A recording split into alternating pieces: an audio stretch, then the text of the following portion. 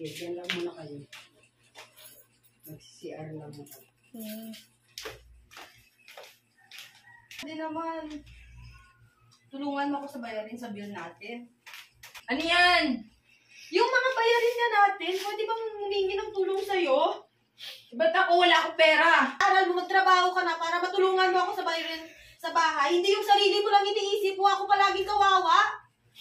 Naawa ka naman sa akin. Ako na lang lagi lahat. Kailangan ko nga mag-aaral para makapagtanap ako ng trabaho. Para pag may trabaho na ako, saka ako magbayad, magbigay ng pabayad. Wala akong pera ngayon. Magpapaputol ng kuryente ng tubig. Ano kakainin natin? Alam mo, wala akong dyan kasi wala pa akong pera dahil hindi pa nga ako nagtatrabaho, di ba? Yung trabaho ko, laba-laba lang at saka linis-linis. Magkano lang yung binita ko, tapos pinamasahe lang namin sa school. Kung magbabayad pa ako dito, ano pa babayad namin sa school? Ikaw naman na bahala dyan. Ako bahala? Tingnan mo. Wala na nga lang naman yung bigasan natin. Wala na nga tayong masain. Tapos ibabayad ko dito. Anong kakainin natin mamaya hapunan? Sige nga. Tumigil ka na kasi sa pag-aaral. Maawa ka na. Wala na bigas. Mayroon pa na magbaho dun ano yung lutuin natin bukas? Ano sasaingin natin?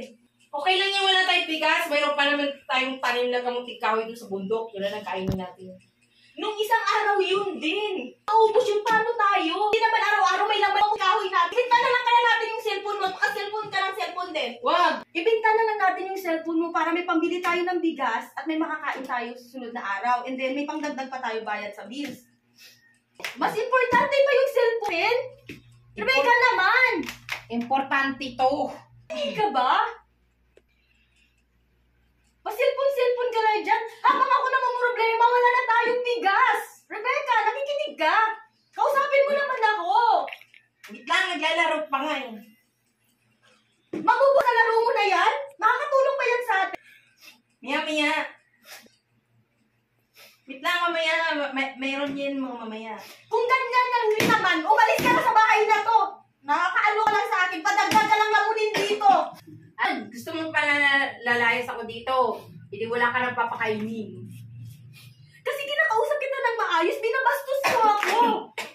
Dapat magtulungan tayo, magkapatid tayo Okay lang yan, maghanap ako ng paraan. Sa anong paraan? Sinasabi.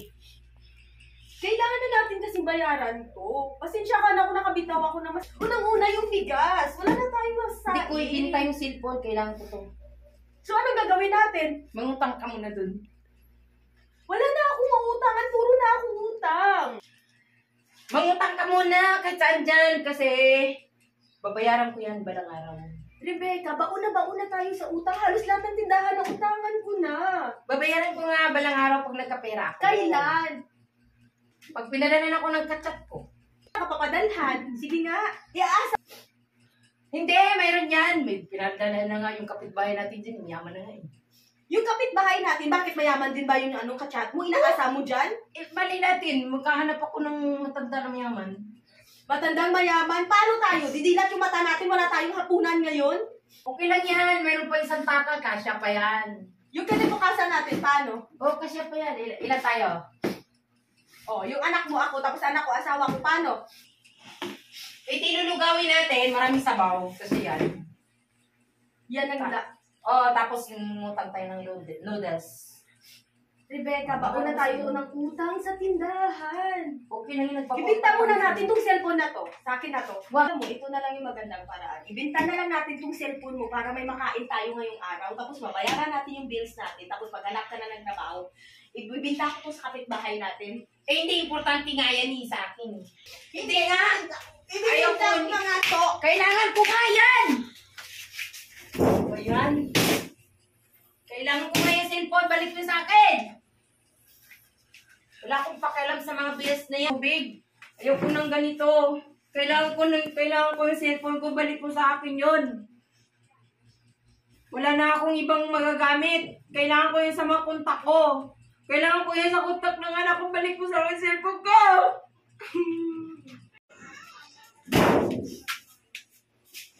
Rebecca, ito na, nabinta ko na yung cellphone mo. Ito na yung 3,000. Hindi ko kailangan yung pera. Kailangan ko yung cellphone ko. Wala na nga tayong bigas. Ibibili nga natin to ng bigas tapos pagbayad sa bill. Di ba hindi ako kakain, basta may kailangan ko cellphone ko, balik mo sa akin yun. Mas importante pa talaga yung cellphone mo kaysa sa pagkain natin. Paano Wala yung yun. anak mo magugutom? Okay na yung 3,000 na to. At least makakasurvive na tayo. May makakain na tayo. Paano yung punta ko doon? Bibili tayo ng cellphone pag magkapera na tayo ulit. Pag may trabaho ka na. Akin na yung 2,000. O, sa'yo yung 2,000, pambili ng bigas. Basta ikaw magbayad ng kuryente. Yung kuryente mo, 7,000. Yung kuryente natin, nasa 700 lang. Tapos yung tubig, nasa 300. O di 1,000, may 1,000 ka pa. Ito, pambili natin ng bigas at pang-ulam sa 1 linggo natin. Pagkakain ko na to. Wala yung 1,000. Kasi, bibili ako ng cellphone ng mga 2,000. O di bumili ka na muna na may keypad.